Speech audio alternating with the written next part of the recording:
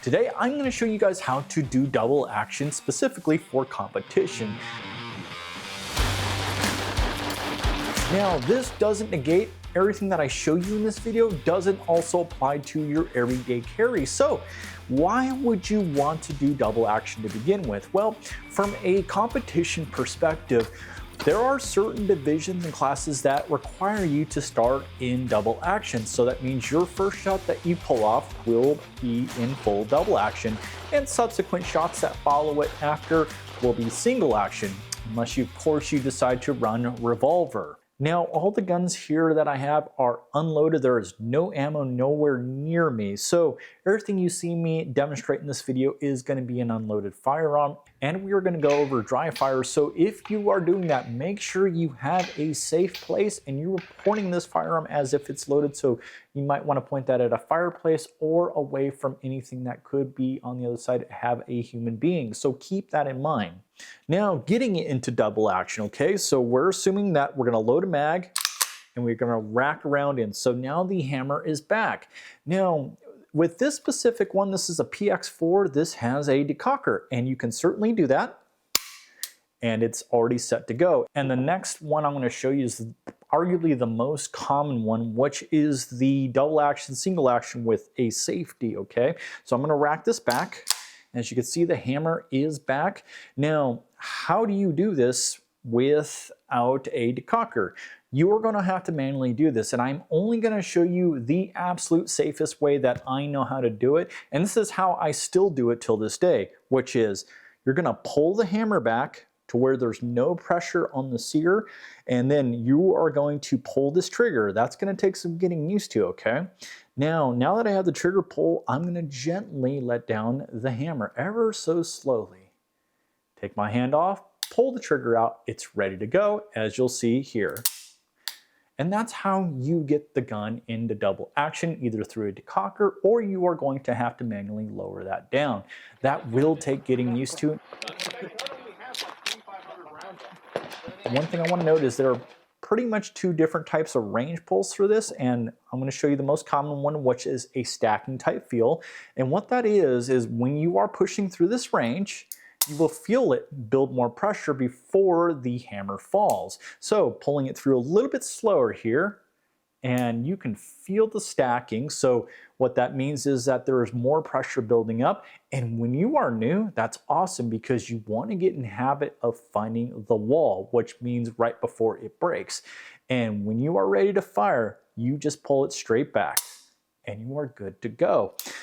Now, the one thing is when we get into more serious competition guns, kind of like the Shadow 2s, when you start to do all the fun parts to them and a lighter hammer spring, all those things, the pull is going to feel more linear. Now, what that means is you're not going to have that stacking feeling. And as you get used to it, you'll actually begin to appreciate the linear pull more.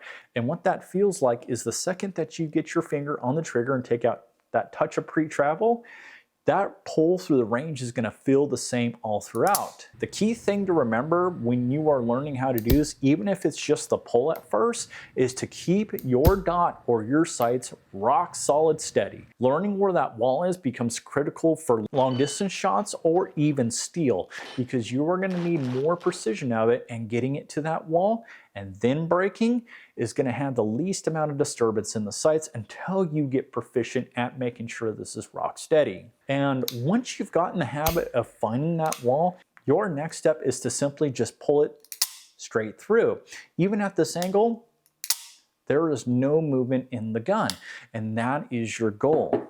Now that you've got a feel for what the trigger wall is and learning to pull it straight back and through, now you can integrate it into your dry fire routine. That's where I get the most practice till this day when I'm shooting double action, because you gotta think, every time this thing resets, it's the full double action because there's no round in the chamber, so it won't default to single action.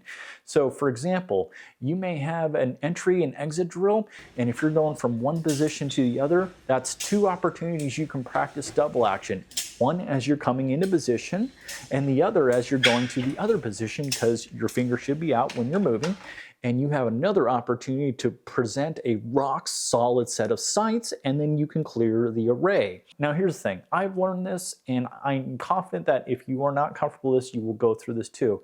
This is all great until you start to put live rounds in it, and that's our next discussion. Now we're at the range and it's time to put this into practice. Easier said than done, right? If you're new to this, you're probably going to be nervous, and that's good because that means that you respect the gun. Now, I would recommend running through the set of sequences where you find the wall first and be ready if that gun does break, because you want to still get there and feel confident taking away all that take up, getting to the wall, and firing off an ideal shot. Now, here's the thing. I don't want you to spend too much time doing a ton of just single shots from double action, and here's why. I had to learn this lesson the hard way when I went from heavy Shadow 2 to lightweight Shadow 2 compact, because I ran this gun at 30 ounces, whereas this gun in its competition weight is 54 ounces. What does that mean? Well, here's the thing. Heavy guns can cover up deficiencies, and what I learned when I went to the lighter gun, especially with iron sights, is that I would loosen my shoulders up largely to make sure I was having a good pull through the range, and I would have a ton of recoil or muzzle flip, making it harder for me to get back on target, and I would have a long second shot. So what I want to teach you guys is, once you have gotten comfortable firing off that shot, go as quickly into pairs as possible. What you're going to focus on is taking a target down range and start it somewhere close, like 7 yards. And the idea is that you start in double action and you try to group both shots in a 3 to 4 inch group. Mind you, you're going to be slow at first, but with repetition and confidence, you'll be able to start doing it at a competition pace.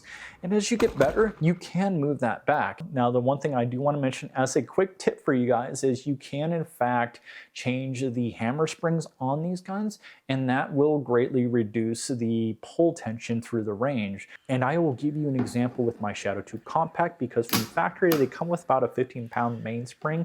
Well, this one right here is running an 11.5-pound mainspring, and it gives it a very nice and linear 6-pound pull through the range. Now, there is a trade-off to that. The lighter the spring is, the higher the likelihood is that you may have a light strike, and that has happened to me a handful of times, particularly with my full-size Shadow 2. It has everything to do with hard primers that some manufacturers can have. And if you have any questions about all this, sound off in the comments below. I'll be happy to answer them. And I want you to remember one irrefutable thing, guys. Remember, don't buy the gun you love shooting, buy the gun that makes you love shooting. And until next time, guys, we will see you all at the range.